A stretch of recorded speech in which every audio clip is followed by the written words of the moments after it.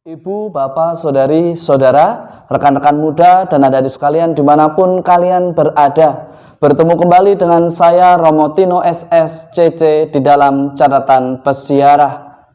Jangan takut untuk berbuat di dalam nama Tuhan untuk sebuah kebenaran.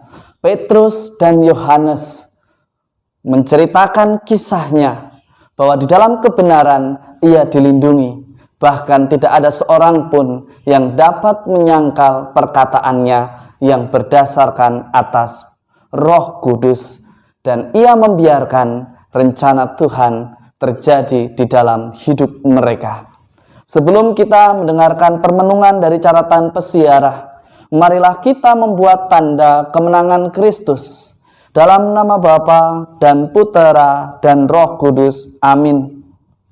Allah Bapa yang Maha Mulia, Engkau telah melimpahkan rahmat sakramen baptis, sehingga bertambahlah umat yang percaya kepadamu.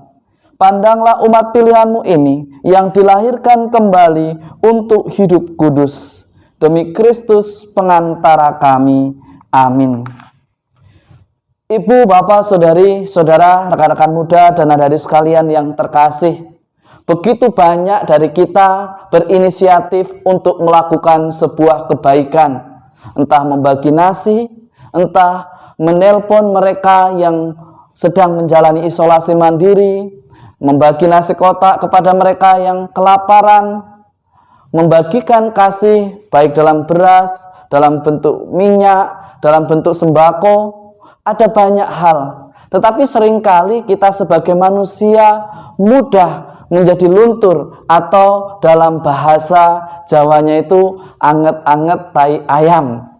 Tanda kutip, artinya hanya semangat di awal, tetapi ketika ada orang yang mengkritik, ada orang yang tidak senang dengan kita, lalu kita menjadi malas untuk berbuat kebaikan.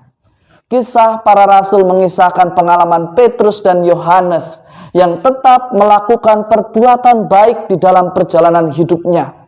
Ia tidak peduli begitu banyak orang yang tidak senang karena posisi zona nyamannya terancam atau terusik.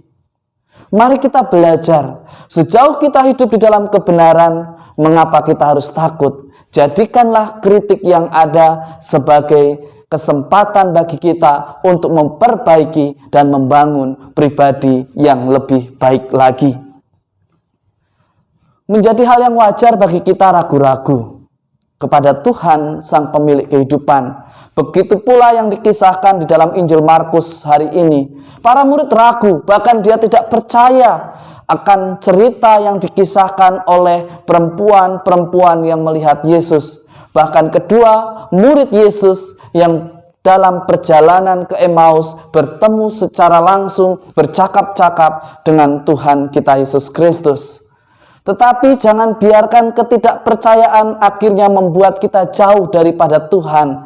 Akhirnya menjadi menyalahkan Tuhan dan mengapa ini harus terjadi. Selalu bertanya, Tuhan, mengapa Engkau biarkan hal ini terjadi? Padahal hal ini terjadi untuk menebus kita dari kekuasaan dosa. Karena tidak ada seorang pun yang mampu membebaskan dirinya dari belenggu dosa. Maka Tuhan hadir secara nyata, mengambil kita, membebaskan kita dari kuasa dosa. Jangan ragu di dalam beriman. Jika ya, katakanlah ya. Karena Tuhan mengendaki mereka semua yang setia. Tuhan memberikan berkat-Nya kepada mereka semua yang bisa dipercaya di dalam mewartakan kasih Tuhan melalui keluarga kita, melalui tugas dan tanggung jawab kita di dalam hidup sehari-hari. Jika kita mengasihi iman kita, maka terlibatlah di dalam karya penyelamatan Tuhan dengan hidup sebagai anak terang. Maka kita pun akan menjadi berkat Tuhan. Semoga berkat Tuhan senantiasa melindungi dan memberkati kita semua, Bapa, Putra, dan Roh Kudus. Amin. Hidup adalah sebuah perjalanan yang perlu pemaknaan. Beranikah kita memaknai kehidupan kita di dalam kebenaran, hidup di dalam persiaran kita? Jangan takut untuk berbuat baik, karena Tuhan selalu menyertai. taati prokes, selamat berweekend, cintailah keluargamu dengan tetap setia, menjaga jarak, memakai masker, mencuci tangan, dan menghindari kerumunan.